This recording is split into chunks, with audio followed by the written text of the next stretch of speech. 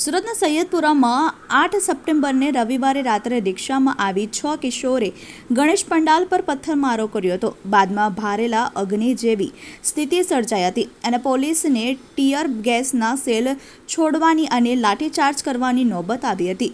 બાદમાં પોલીસે 32 આરોપીઓની ધરપકડ કરી હતી. આ ઘટનામાં હવે ચોંકાવનારી વિગતો સામે આવી રહી છે. પોલીસે જે 6 કિશોરને પકડ્યા છે એમાંથી એક આરોપી સવારે સરકારી સ્કૂલમાં અને સાંજે મદ્રેસામાં જાય છે. તેમજ તે 6 સપ્ટેમ્બરે મિત્રો સાથે ગણેશ પંડાલ પર આવ્યો હતો અને પાણીના પાઉચ ફેંકીને ભાગી ગયો હતો. ત્યારબાદ 7મીએ પથ્થર ફેંકવાનો પ્રયાસ કર્યો હતો પણ તેમાં નિષ્ફળ ગયો હતો. જોકે 8 સપ્ટેમ્બરની રાત્રે પથ્થર ફેંકવાના ષડયંત્રને અંજામ આપી દીધો હતો. 6 કિશોર સિવાયના તમામ 6 આરોપીઓને હાલ ઉમરા પોલીસ સ્ટેશનથી કોર્ટમાં રજૂ કરવામાં આવ્યા છે. પોલીસ દ્વારા 14 દિવસના રિમાન્ડની માંગણી કરવામાં આવી છે. અલગ અલગ 5થી વધુ મુદ્દા પર રિમાન્ડની માંગણી કરવામાં આવી છે. પથ્થરમારા પાછળ કોની રૂપરેખા હતી તે બાબતે તપાસ જરૂરી છે. આરોપીઓ તરફથી ડિફેન્સ વકીલ ભાજપના ભૂતપૂર્વ કોર્પોરેટર હસમુખ લાલવાલા છે.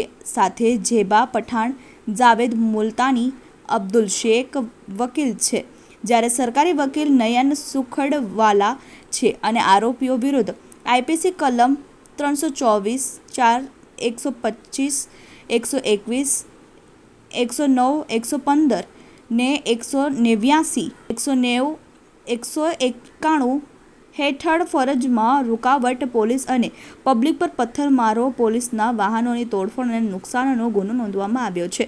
પોલીસ દ્વારા સઘન ચેકિંગ કરવામાં આવી રહ્યું છે. જ્યારે રાજ્ય પોલીસ વડાના આદેશ બાદ શહેર પોલીસ એલર્ટ થઈ છે. શહેરના જુદા જુદા પોલીસ મથકના સંવેદનશીલ વિસ્તારમાં પોલીસની ચાંપતી નજર છે. ખટોદરા, અઠવા, સલાબતપુરા, લાલગેટ, લિંબાયત પોલીસ દ્વારા ડ્રોનના માધ્યમ થકી ગેરપ્રવૃત્તિઓ પર બાજ નજર રાખવામાં આવી રહી છે. સંવેદનશીલ તથા કોમ્યુનલ વિસ્તારમાં સતત પેટ્રોલિંગ કરવામાં આવી રહ્યું છે. આઝાદનગર, રસુલાબાદ, તડકેશ્વર, ગોકુલનગર, નાનપુરા, કાદરશાહ નાલ, રુસ્તમપુરા, સૈયદપુરા ચોક, મૈદરપુરામાં ડ્રોન ઉડાવવામાં આવ્યું છે. ઝૂંપડપટ્ટી વિસ્તાર તથા ધાબા પર ચેકિંગ ચાલુ છે. ફૂટ પેટ્રોલિંગ કરી સમગ્ર વિસ્તારમાં નિરીક્ષણ કરવામાં આવ્યું છે. સતત ત્રીજા દિવસે સૈયદપુરા પોલીસ ચોકી સર્કલ પાસે પોલીસ દ્વારા સમગ્ર વિસ્તારમાં ડ્રોન સર્વેલન્સ કરવામાં આવી રહ્યું છે. પથ્થર ફેંકનારો કિશોર જે મદ્રેસા જાય છે તેની તપાસ કરવામાં આવી રહી છે. આ કિશોરને પથ્થરો મારવાનું કોણે શીખવાડ્યું તે દિશામાં પોલીસ તપાસ કરી રહી છે અને જે મદ્રેસામાં જાય છે તેની પણ પોલીસે તપાસ શરૂ કરી છે. આરોપીઓ જે રિક્ષામાં ગયા હતા એ રિક્ષા ચાલકને ખ્યાલ નહોતો કે આ 6 કિશોર શું કરવા જઈ રહ્યા છે. પંડાલ પાસે તેણે રિક્ષા રોકીને કે તરત જ 6માંથી એક મુખ્ય કિશોર આરોપીએ મૂર્તિ પર પથ્થરમારો કર્યો હતો. આ કિશોર તેના દાદી સાથે રહે છે અને મદ્રેસામાં જાય છે. પિતા હયાત નથી અને માતાએ બીજા લગ્ન કર્યા છે.